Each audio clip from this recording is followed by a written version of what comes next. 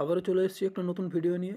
দেখা যাক কালকে মার্কেট কী করতে পারে। কালকে বাজেট আছে, কালকে 1 তারিখ ফেব্রুয়ারি। দেখা যাক মার্কেট কী করতে পারে। দেখতে পাচ্ছ 30 মিনিটে চলে এসেছি।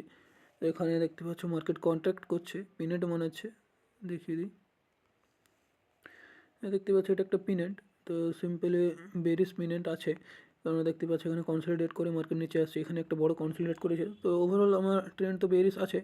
কালকে যদি গ্যাপ গ্যাপ গ্যাপ ডাউন খোলে তো মার্কেট কতটা আসতে পারে দেখিয়ে দিই। যদি মার্কেট কালকে গ্যাপ ডাউন খুলে তো হাইলি চান্স আছে এত পর্যন্ত আসার, কারণ এখানে একটা ব্লক আছে, এত পর্যন্ত আসতে পারে।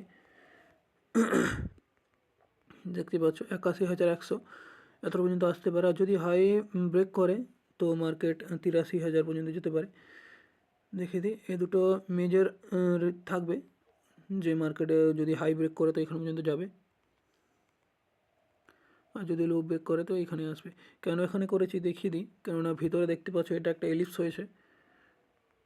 এটা একটা এলিপস, এলিপসের আমরা ইন্টারচেঞ্জও করতে পারি সাপ্লাই ডিমান্ড। যেমন কি দেখতে পাচ্ছ এক্সাক্ট এখানটাই আসছে। তো এখানে এসে মার্কেট উপরে গিয়ে আবার ডাউন সাইডে আসতে পারে যদি গ্যাপ ডাউন খোলে।